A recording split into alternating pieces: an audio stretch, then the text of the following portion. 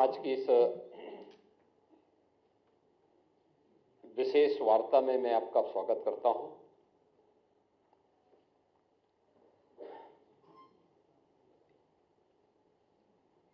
ये press meet Congress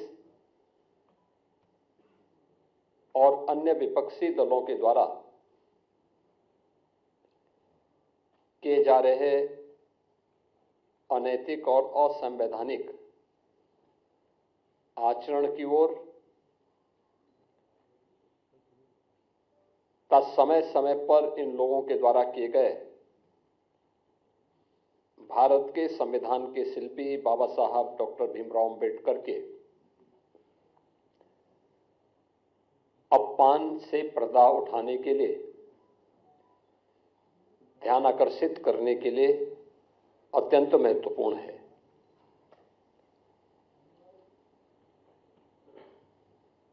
हम सब जानते हैं, देश की आजादी के आंदोलन में और संविधान निर्माण के दौरान और स्वतंत्र भारत में बाबा साहब डॉक्टर भीमराव अंबेडकर का एक बड़ा योगदान था। अत्यंत महत्वपूर्ण उनकी भूमिका समय समय पर रही। वे भारत माता के एक महान सपूत थे।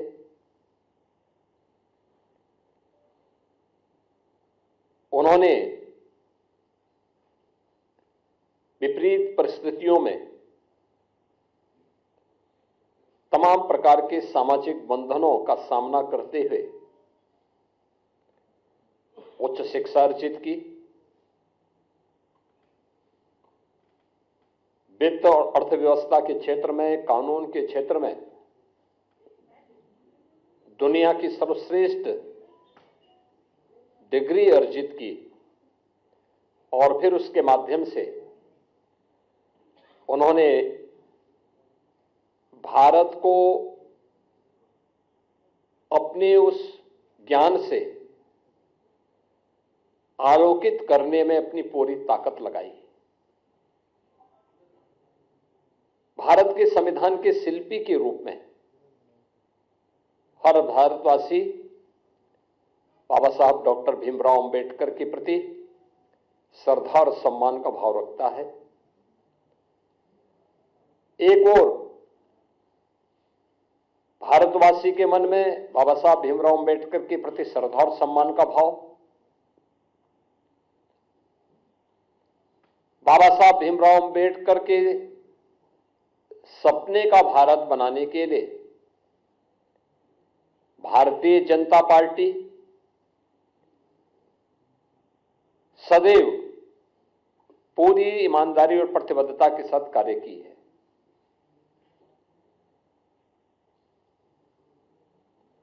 श्रद्धेय अटल बिहारी वाजपेयी जी का यह जन्म शताब्दी वर्ष है और कल उनके जन्म सदी का एक आयोजन भी पूरे देश के अंदर होने जा रहा है। अटल जी की सरकार रही हो या आदरणीय प्रधानमंत्री नरेंद्र मोदी जी के नेतृत्व में चलने वाली भारतीय जनता पार्टी की सरकार, सदैव बाबा साहब भीमराव अंबेडकर की भावनाओं के अनुरूप भारतीय जनता पार्टी ने बाबा साहब भीमराव अंबेडकर को सम्मान दिया, उन भावनाओं को प्रतिनिधित्व दिया और हर स्तर पर उनके प्रति श्रद्धा और सम्मान का भाव रखा। चाहे वे पंचतीर्थ याद करें, बाबा साहब भीमराव अंबेडकर का जन्म मऊ मध्य प्रदेश के जिस क्षेत्र में हुआ था, वहां पर भारतीय जनता पार्टी के तत्कालीन मुख्यमंत्री श्री सुंदरलाल पटवा जी ने स्मारक बनाने का काम किया था और उसका उद्घाटन सरदार अटल बिहारी वाजपेयी जी के द्वारा किया गया। दिल्ली में अंबेडकर सेंटर के लिए भूमि प्रदान किया था स्वर्गीय चंद्रशेखर जी ने, और वहां पर अंबेडकर इंटरनेशनल सेंटर की स्थापना आदरणीय प्रधानमंत्री मोदी जी ने किया। दीक्षा भूमि नागपुर में भव्य स्मारक बनाने का कार्य हो,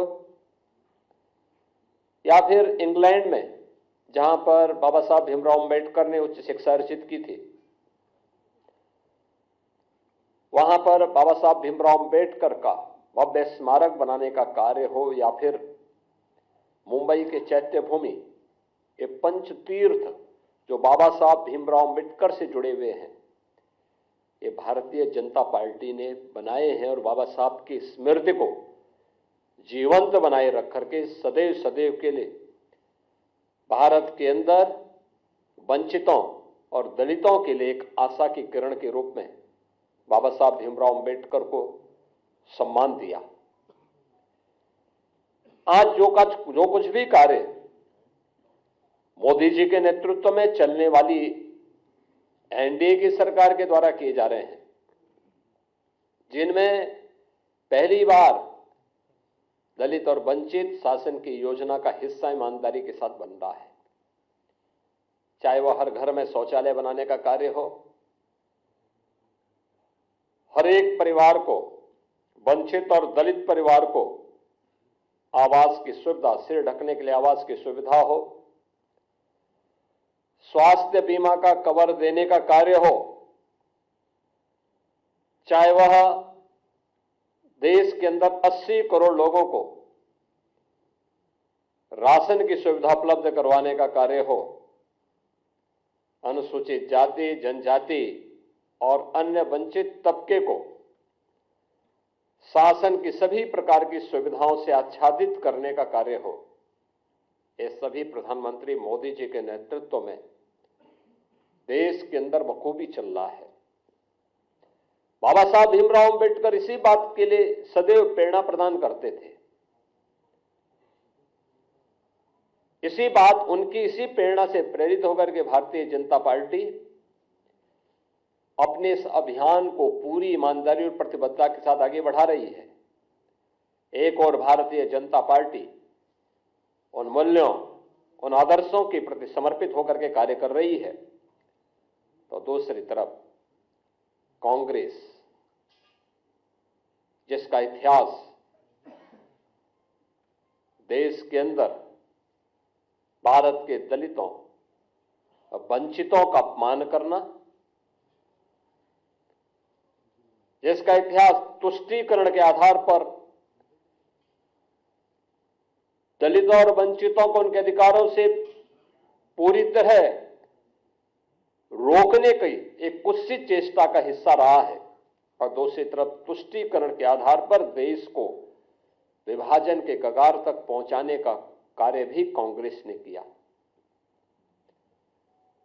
कौन नहीं जानता है कि पंडित नेहरू नहीं चाहते थे कि बाबा साहब भीमराव अंबेडकर संविधान सभा का हिस्सा बने। कांग्रेस नहीं चाहती थी कि बाबा साहब भीमराव अंबेडकर को संविधान सभा के ड्राफ्टिंग कमेटी का अध्यक्ष बनाया जाए, और राष्ट्रपिता महात्मा गांधी के हस्तक्षेप के बाद यह संभव हो पाया, और कांग्रेस ने अपनी कुत्सित मंशा का परिचय बाबा साहब भीमराव अंबेडकर के प्रति अपने विद्वेष भावना को तब परिचय दिया जब यूपीए की सरकार थी, और उस समय उन्होंने पाठ्य पुस्तकों के उस कार्टून को, जिसमें बाबा साहब भीमराव अंबेडकर के चित्र को पंडित नेहरू के द्वारा कोड़े मारने के एक कार्टून के माध्यम से दिखाया था, एक कांग्रेस की कुत्सित मानसिकता को दिखाता है। बाद में जब विरोध हुआ तो तत्कालीन मानव संसाधन विकास मंत्री कपिल सिब्बल को माफी मांगनी पड़ी थी और ये पुस्तकों को वापस करना पड़ा था। कौन नहीं जानता है कि बाबा साहब भीमराव अंबेडकर को पहला आम चुनाव 1952 में मुंबई नॉर्थ से, फिर 1954 में उपचुनाव हराने का कार्य भी तो कांग्रेस ने ही किया था। यहां तक कि पंडित नेहरू बाबा साहब भीमराव अंबेडकर के विरोध में प्रचार करने के लिए गए।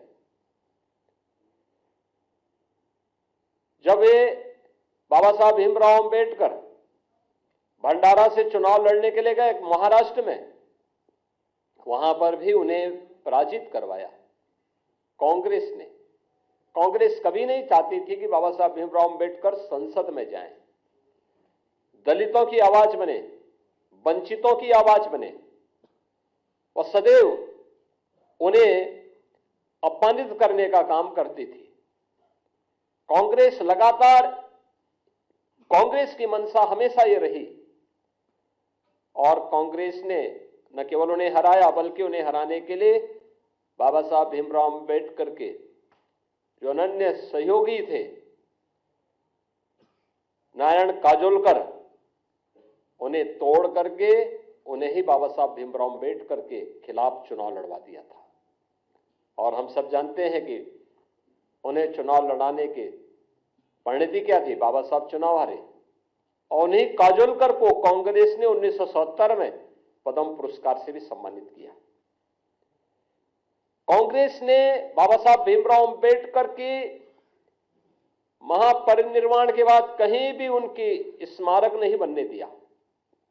जो भारतीय जनता पार्टी ने सरदार अटल बिहारी वाजपेयी जी के समय और आज आदरणीय प्रधानमंत्री नरेंद्र मोदी जी के समय जो पंचतीर्थ बने हैं, ये भारतीय जनता पार्टी ने बनाए हैं, कांग्रेस ने नहीं। कांग्रेस ने कभी नहीं बनने दिया। बाबा साहब भीमराव अंबेडकर को कभी पद्म पुरस्कार तक नहीं देने दिया।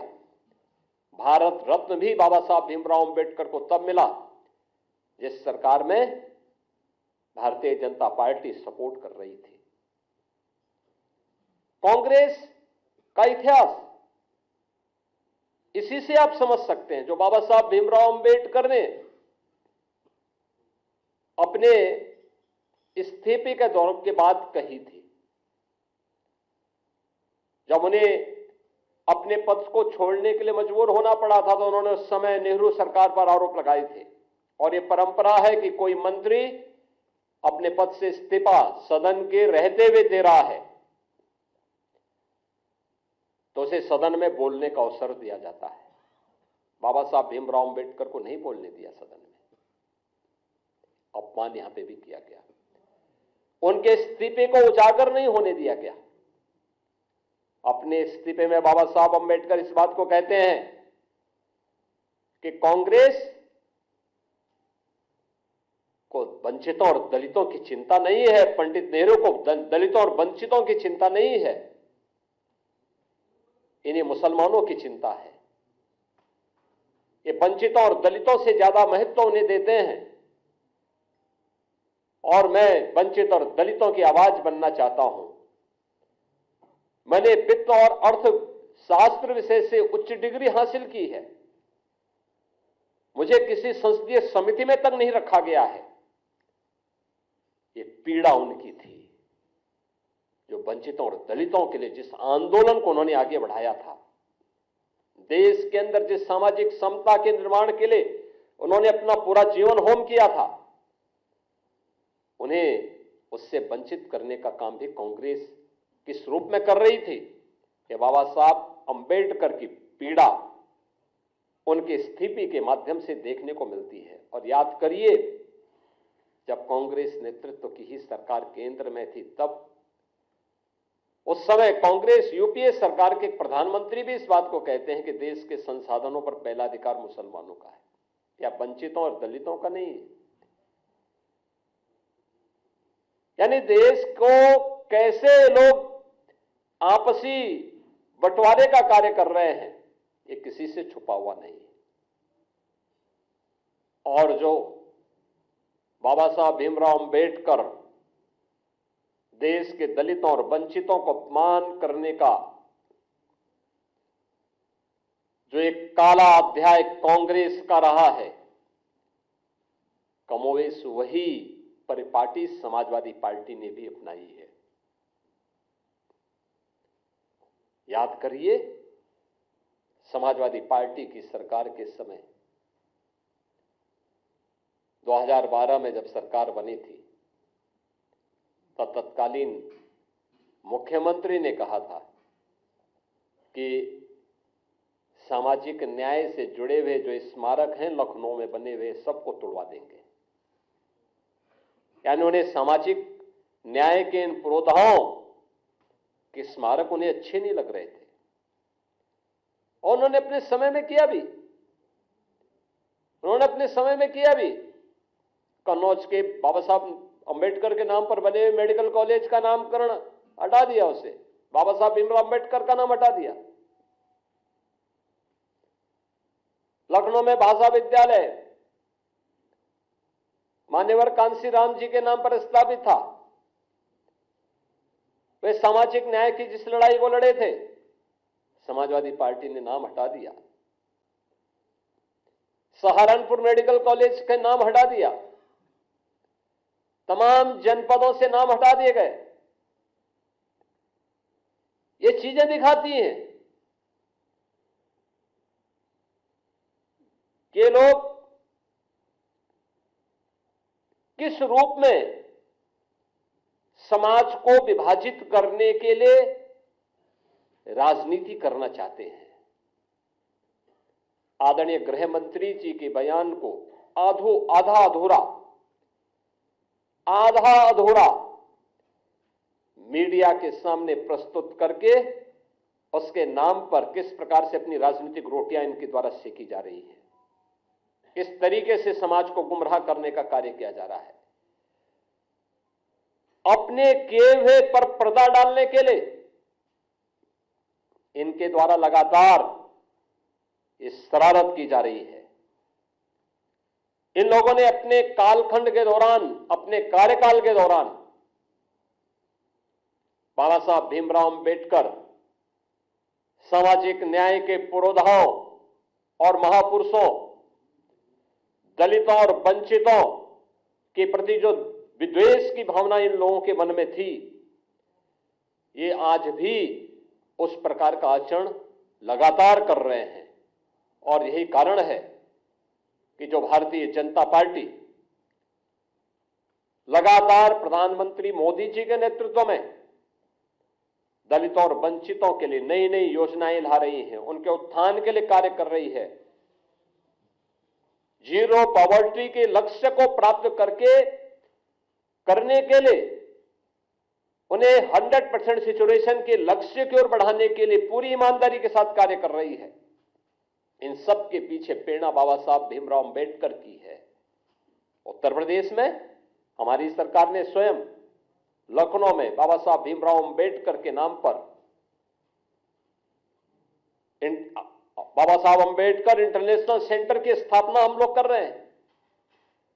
उत्तर प्रदेश के अंदर हर सरकारी कार्यालय में बाबा साहब भीमराव अंबेडकर का चित्र हमारी सरकार के समय, डबल इंजन की सरकार के समय लगे हैं।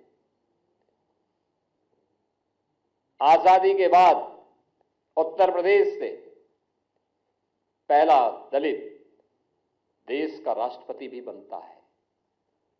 पहली बार देश के अंदर कोई महिला जनजाति समाज से जुड़ी हुई एक मातृशक्ति भारत के सर्वोच्च संवैधानिक पद पर बैठती है। प्रधानमंत्री मोदी जी की प्रेरणा, उनकी लीडरशिप सबको सम्मान देने की है। गृह मंत्री जी के एक बयान को संसद में, वह भी संविधान दिवस के अवसर पर, और संविधान दिवस का यह आयोजन भी 26 नवंबर की तिथि को संविधान दिवस के रूप में पूरा देश आयोजित करके बाबा साहब भीमराव अंबेडकर के प्रति अपनी श्रद्धा और सम्मान का भाव व्यक्त करेगा। यह प्रेरणा प्रधानमंत्री मोदी जी की है। लगातार 2015 से संविधान दिवस के कार्यक्रम के साथ पूरा देश जुड़ता है। केवल मूल अधिकारों की ही नहीं, कर्तव्यों के बारे में भी जो प्रेरणा बाबा साहब भीमराव अंबेडकर की है, उससे पूरे प्रदेश को, पूरे देश को जोड़ने का कार्य प्रधानमंत्री मोदी जी का प्रयास कि बाबा साहब भीमराव अंबेडकर को सम्मान प्राप्त हो, हर स्तर पर सम्मान मिले। और संसद पर जब इन कार्यों को लेकर के संविधान सभा को संविधान दिवस को लेकर के चल रही चर्चा का जवाब देते हुए आदरणीय गृह मंत्री जी ने अपना भाषण कर रहे थे, उनके भाषण के छोटे से अंश को लेकर के कैसे कांग्रेस, समाजवादी पार्टी इनके द्वारा एक वितंडावाद पैदा करने का प्रयास हुआ, कैसे इनके द्वारा गफलत पैदा और गलतफहमी पैदा करने का प्रयास हुआ। कांग्रेस हो या समाजवादी पार्टी, इनका यह आचरण उनकी विद्वेष भावना को प्रदर्शित करता है।